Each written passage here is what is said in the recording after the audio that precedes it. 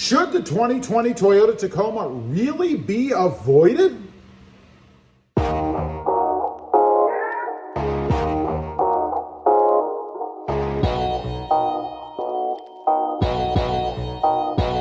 Well, good morning, everybody. How are you today? So should the 2020 Toyota Tacoma really be avoided? You know, there was an article that came out recently that says you should avoid the 2020 Toyota Tacoma, and that there are two other models out there that are better. So I've been thinking about this. You know, I put out a video, of course, going over that article, and I'm not going to rehash all that. But basically, they said that the Toyota Tacoma is not reliable, has a bad transmission, that customer satisfaction is down, it's no good. But I'm curious, how much time do they actually spend rating these trucks? You know, from the article, it seemed like they based a lot of their assertions on previous models, problems that previous models had had, which is all good and fine. These are true. But when you're looking at the 2020, these issues have been rectified, right? I mean, they've come out with TSBs, recalls, things that have fixed these problems. Specifically regarding the transmission, there were a lot of complaints about that. So Toyota acted. They did an upgrade. They changed the way that the transmission shifts, because ultimately it's all controlled by the computer anyway, right? So they did an upgrade, and I think they fixed that. I had driven a couple of 2020s that were automatics after having a 2018 that a lot of people complained about, and it felt like a different truck. It felt better, I would say. So I don't think that it's really fair or relevant when you create an article and talk about past problems. I mean, let's go back to the Honda, right? I don't know how old a lot of you folks are, but I remember when the Honda first came out, right? It was a joke. It was junk. It was a throwaway car. Didn't last very long, had all kinds of troubles, all kinds of problems. Now today, Honda is regarded as one of the best vehicles out there, one of the best brands. So I guess if we were looking at an article like was most recently written about the 2020 Toyota Tacoma done in the same fashion, you'd have to say that the Toyota's, or the Honda rather, is no good and they should be avoided, right? So I'm curious as to how much time these people actually spend in the seat. You know, they have a schedule, they have to pump out these articles, right? I mean, they got to rate stuff and put out all kinds of articles, so they don't have a lot of time.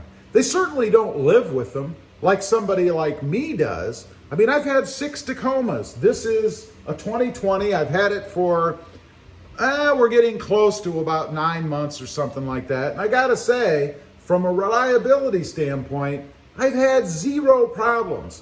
Nothing has gone wrong with the truck. Can't say that about my Jeep Gladiator, unfortunately, but they didn't even mention that truck, so I guess that's irrelevant. But anyway, I don't believe they spend a lot of time in the seats, right? So I think their only option is to base their articles on past performance. And in this case, they went back, given that the 2021s are now out, they went back 3 model years, 3 years ago. I mean, a lot can change in 3 years, right? And as I mentioned, Toyota has gone through and taken care of any issues or problems that they've had, and the truck is fine. Now, I will say there is one outstanding issue for me, and this is a personal preference because I like a lot of off-the-line power, speed, is acceleration. They're not wrong there. But again, I'd question as to how familiar they are with it. Have they lived with the truck? You know, they talk about customer satisfaction. Well, what goes into customer satisfaction, right? I mean, first of all, when you look at the truck, right? I mean, it's a gorgeous truck. Nothing out there beats the looks of the Tacoma. That's pretty satisfying. When you get in the truck and you flip the ignition switch, does it turn on? I mean, that's satisfaction, right? Obviously, if you're going somewhere, you'd be pretty dissatisfied if you turned the ignition and it didn't start, right? Never had that problem in my Tacoma. As far as the ride quality goes, now I'm gonna harken back to the old timers out there, the people that are stout, devout truck people. It is a truck, right? I mean, you're not gonna have Lexus grade quality ride in any truck. I don't care what truck you buy, it's always going to be rougher than it would be if you had something like an SUV or maybe a luxury car or whatever.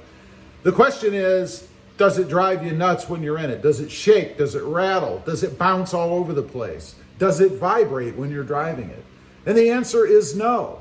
Unlike a Honda CRV I had a couple, 3-4 years ago, about 3 years ago, if we're looking back, I would sit in that SUV and I would look over at the passenger seat and it was actually vibrating back and forth. I didn't like that too much. I wasn't too satisfied about that. It's a truck. You know, they compared it to the Honda Ridgeline, or at least they said the Honda Ridgeline would be a better alternative. Now, again, it depends on your needs. If you're just going to use the truck to commute around town and once in a while maybe throw something in the back, you know, a little thing of flowers or maybe a bag of dirt, well then sure, the Honda Ridgeline is probably for you. It gives you the flexibility to be able to throw some dirty stuff in the back without dirtying up your nice fresh looking carpet on the inside. And it's a smooth, comfortable ride because it's not really a truck. It's a bed on an SUV body. I mean, let's be honest, that's really what it is, right? And there's nothing wrong with that. I'm not dogging the Honda Ridgeline, but to compare it and say in the truck market that it's a better alternative than the Toyota Tacoma. Matter of fact, they said #1 alternative. I don't know. I disagree with that. Now, one other thing I wanted to mention, what I find interesting about these articles, they seem to contradict themselves as they go, right? They say that you should avoid the 2020 Toyota Tacoma, but in the same breath, they say that the truck that they recommend as #2, the Ford Ranger, is not great either. They even mentioned that it should be avoided as well. So I'm thinking, are you just looking for stuff to throw against the wall, to talk about, to create the article, and then discount it a little bit later to try to save face a little bit? It sure seemed that way, because a lot of the Ford people that I know or have talked to aren't satisfied. They have little knick-knacky issues. The controls are complicated. They can't remember or figure out how to work something in the truck. It's very mundane inside. You know, it's very, and it's one thing I always found about the Ford trucks anyway, the F-150 and the Ford Ranger, I've driven a Ford Ranger, is it's very pedestrian, it's very industrial inside. You know, no flair to it, very drab, very boring, as was the rest of the whole truck. I kind of look at it as way back in 1984 when GM decided to redo the Corvette, right? They kind of took all the parts off the shelf and threw them into the Corvette. You know, it was like a Frankenstein vet, right? It didn't have anything new in it. They just kind of cobbled things together from what they have. And that's how I felt. And by the way, that 80, I think it was 4 Corvette was horrible. But anyway, I kind of get that feeling with the Ford Ranger, you know, that the truck market, the mid-sized truck market had gotten so hot that they decided they were missing an opportunity and they needed to jump back in. So they just started grabbing things off the shelf and threw it in there and created a Ford Ranger. Nothing innovative, nothing new. And I was very disappointed, to be honest. You know, when I went to drive that truck, I was looking forward to it. I was excited. I thought this is going to be it. Maybe this will be the truck for me. This was a way back before I really got more into the Tacomas. And I was disappointed. It didn't do anything for me. It didn't feel good.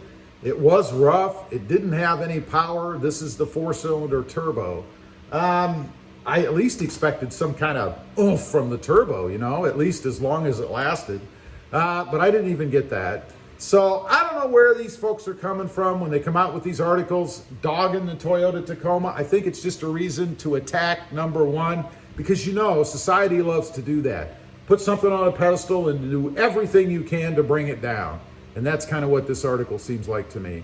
Anyway, pick the truck that's right for you based upon your own needs, wants, and desires. Take these kind of articles with a grain of salt because in the end, they don't live with these trucks. You and I do, right? Thanks for watching. Leave a comment. Let me know what you think. If you've driven a Ridgeline or driven a Ford Ranger, Are they better than the Tacoma? If you have experience with the Tacoma. Also, real quick, if you're interested and you haven't before, check out my other channel. It is RobMotive JT, all about my 2020 Jeep Gladiator. Don't forget to click that notification bell so that you don't miss out on any upcoming videos. And do me a favor, smash that subscribe button on the way out. Thanks for watching. Stay safe out there. Bye.